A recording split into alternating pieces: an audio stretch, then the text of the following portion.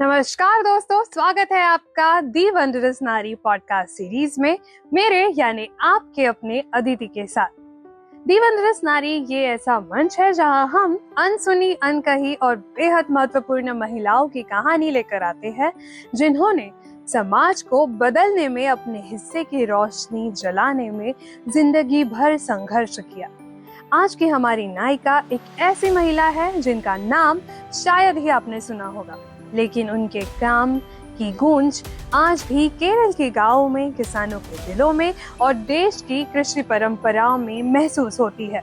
आज हम बात करेंगे वी जानम्मा की, एक साधारण गांव की असाधारण महिला, एक किसान नेता, एक सामाजिक कार्यकर्ता और किसानों की आवाज।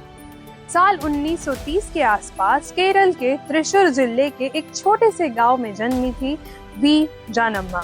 साधारण परिवार, सीमित साधन, पर दिल में बहुत बड़ा साहस। उन दिनों खेतों में मेहनत करने वाले किसान सबसे कमजोर समझे जाते थे।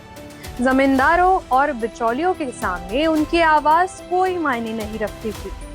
लेकिन छोटी जानम्मा ये सब देखकर चुप नहीं रह पाती थी। उन्हें पढ़ने का बहुत शौक था और पढ़ाई के दौरान ही उन्होंने समझना शुरू किया कि किसानों की हालत खराब इसीलिए नहीं है कि वे कमजोर हैं, बल्कि इसीलिए है कि कोई उनकी आवाज बनकर खड़ा नहीं होता। यही सोच आगे चलकर उनके जीवन की दिशा बन गई। Our demands must be met. We stand with the farmers. We will not back down. We demand justice. जैसे जैसे जानम्मा बड़ी होती गई, किसानों की समस्या उनके दिल पर गहरा असर डालने लगी। यही वह समय था उन्होंने इस क्षेत्र में आंदोलन और महिला संगठनों से जुड़ना शुरू किया। धीरे धीरे लोग उन्हें पहचानने लगे, एक ऐसी महिला जो निर्भय है, जो स्पष्ट है और न्याय के लिए लड़ना जानती है। केरल के कई हिस्सों में उस समय जमींदारों का अत्याचार, कम मजदूरी, महिलाओं के लिए असुरक्षित कार्य परिस्थितियां आम बात थी। वी जानम्मा ने इन अन्यायों के खिलाफ आवाज उठाई, जो कि उस दौरान किसी ने नहीं उठाई थी। उन्होंने किसानों को संगठित करना शुरू किया। बैठकें होती थी, चर्चाएं होती थी और फिर आंदोलन खड़े होते थे।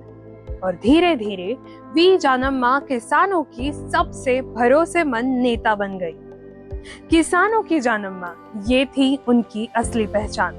वो सिर्फ एक नेता नहीं थी, वो खेतों में काम करने वाले लोगों के साथ बैठकर खाना खाने वाली, उनके बच्चों को शिक्षा के लिए मदद करने वाली, यहाँ तक के बीमार किसानों को अस्पताल पहुँचाने वाली एक अपनी सी उनकी महिला थी।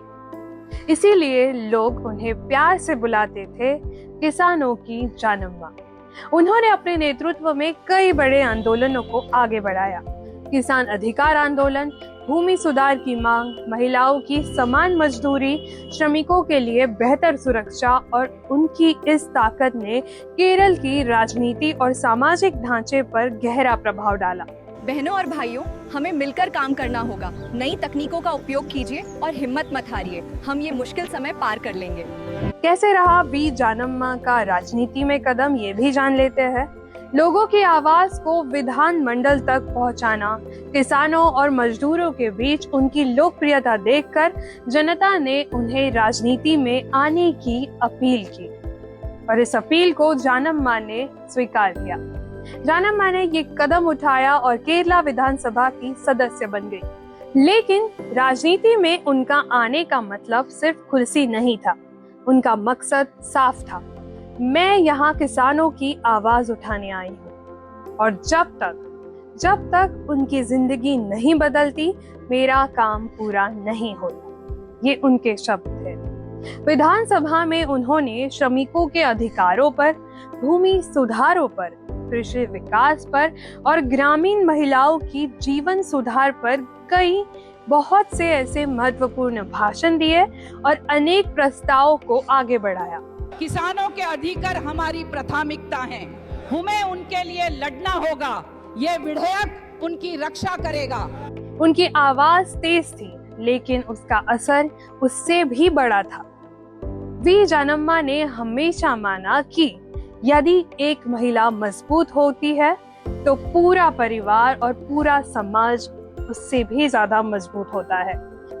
उन्होंने गांव-गांव जाकर महिलाओं के लिए सहकारी समितियां, शिक्षा के कार्यक्रम, स्वास्थ्य जागरूकता जैसे अनेक प्रयासों की नींव रखी। केरल में आज महिला स्वावलंबन की जो लहर आज दिखाई दे रही है, उसमें जानम्मा जैसी महिलाओं का बहुत बड़ा योगदान है।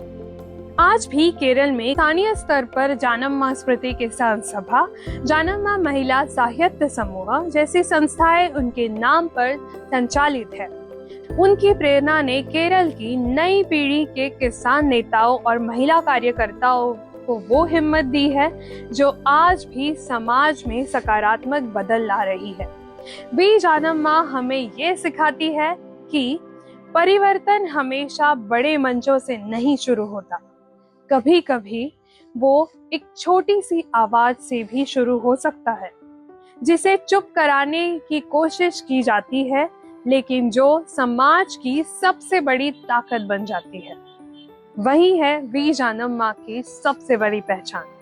उनकी कहानी हमें ये बताती है कि हिम्मत किसी पद की मोहताज नहीं होती।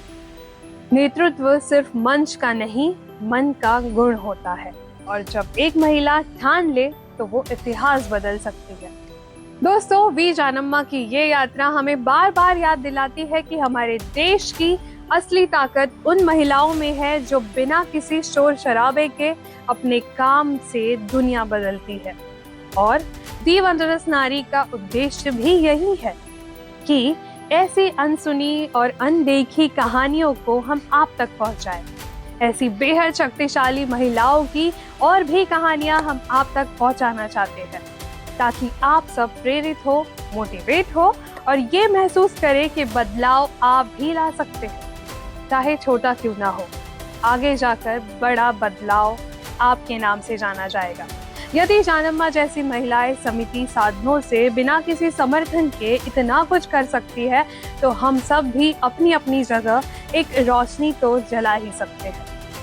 तो दोस्तों, आशा करती हूँ कि आपको आज की ये कहानी पसंद आई हो, और ऐसी ही अनदेखी, अद्भुत और भी अच्छी कहानियां आपको सुननी है तो हमारे साथ दी वंडरस नारी पॉडकास्ट सीरीज के साथ बने रहिए। मेरे यानी आपके अपने अदिति के साथ हम फिर मिलेंगे अगले हफ्ते, ताकि आप याद रखें कि हर नारी वंडरस है, और इनकी कहानियां और भी ज्यादा वंडरस बनाने के लिए आपको दी वंडरस नारी को फॉलो जरूर करना है, और हमारे इस कोशिश को और भी लोगों तक पहुंचाइए।